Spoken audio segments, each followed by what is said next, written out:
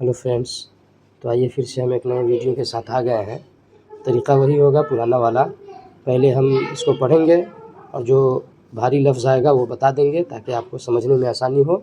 और आप क्या कीजिए, वीडियो देखिएगा, नया नया जो भी वर्ड आएगा उसे याद कीजिए, कर लीजिएगा ताकि वर्ड पावर बढ़ जाए। तो आइए शुरू करते हैं। Once there lived an old farmer in a village. ये लिव का दूसरा फॉर्म है जिसका माना होता है रहना, ज़िंदगी गुजारना। ओल्ड का मतलब पुराना, फार्मर यानी किसान। तो once there lived an old farmer in a village. एक बार की बात है कि एक गांव में एक बूढ़ा किसान रहता था। He had 4 grown up sons. He had उसके पास था 4 ग्रोन अप सन्स 4 जवान बेटे। ये ग्रोन दरअसल ग्रो लफ्ज़ था। ग्रो का माना होता है बढ़ना, और ग्रो से दूसरा फॉर्म ग्रो का है ग्रीव, और ये उसका थर्ड फॉर्म है ग्रोन। तो he had 4 grown up sons, उसके पास 4 जवान बेटे थे। बट दे डिडंट वर्क, मगर वो लोग काम नहीं करते थे। दे क्वारल्ड एमोंग देमसेल्फ। दे का माना होता है वे सब, क्वारल्ड झगड़ा करते थे, एमोंग का माना होता है आपस में। तो दे क्वारल्ड एमोंग देमसेल्फ, वो लोग आपस में झगड़ा करते थे। The farmer tried his best to make them understand that peaceful living is the best way of living. The farmer tried, किसान ने कोशिश की। ये दरअसल था ट्राई, ये ट्राई का सेकेंड फॉर्म है। द फार्मर ट्राइड यानी किसान ने कोशिश की। हिज बेस्ट, अपनी तरफ से किसान ने पूरी कोशिश की। टू मेक देम अंडरस्टैंड, उनको समझाने की। दैट पीसफुल लिविंग, के शांति के साथ जीना ही is the best way of living, सबसे बेहतर जीने का तरीका है। बट ऑफ नो यूज़, मगर इसका कोई फ़ायदा नहीं हुआ। वन डे ही फेल इल, एक दिन वो बीमार पड़ गया।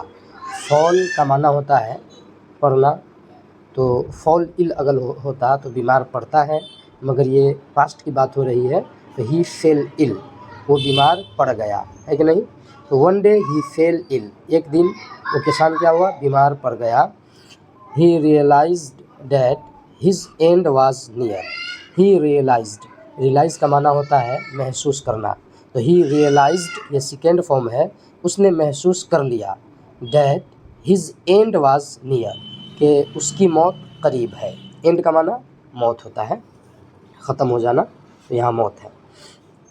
So he called his sons, इसलिए ही कॉल्ड, कॉल का माना क्या होता है, बुलाना, उसका ये सेकेंड फॉर्म है। ही कॉल्ड, उसने बुलाया। हिज सन्स, अपने बेटे को। He gave them a bundle of sticks. Give का माना होता है देना, और इसका गिव का ये सेकेंड फॉर्म है गेव, यानी दिया।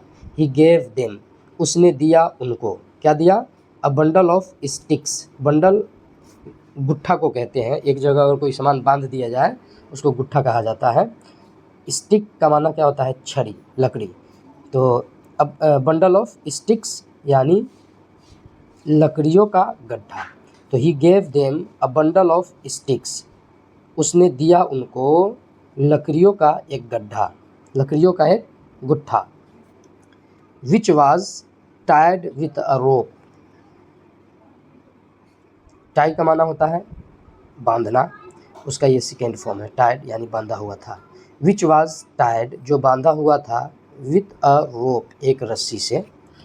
ही asked them to break them. He asked them, ask का माना होता है पूछना, है ना, या कहना। तो ही आस्क्ड देम, उसने पूछा उनसे, उसने कहा उनसे, टू ब्रेक देम, उनको तोड़ने के लिए।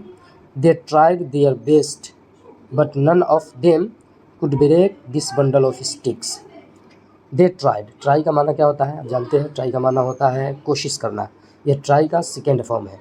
दे ट्राइड, वे लोग कोशिश किए, दियर बेस्ट, वे लोग अपनी तरफ से पूरी कोशिश किए, but none of them could break, उनमें से कोई तोड़ नहीं सका, दिस बंडल ऑफ स्टिक्स, इस लकड़ियों के गुट्ठे को।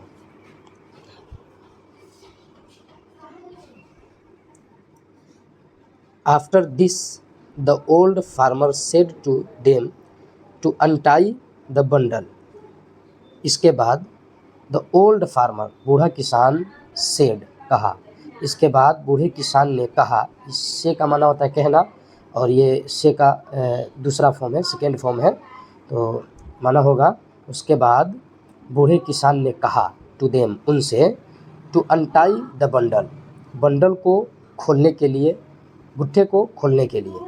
It was easier now, easier का माना क्या होता है, आसान, ज़्यादा आसान। इट वॉज ईजियर नाउ, अब ये क्या था, खोलना आसान था, तोड़ना आसान था। Everyone was able to break the sticks, everyone was, उनमें का सब कोई, एबल टू ब्रेक, तोड़ने के लायक था, यानी तोड़ दिया, द स्टिक्स, छड़ियों को, लकड़ियों को। Then the old farmer said to his sons, तब द ओल्ड फार्मर, बूढ़े किसान ने, सेड, कहा, टू हिज सन्स, अपने बेटे को।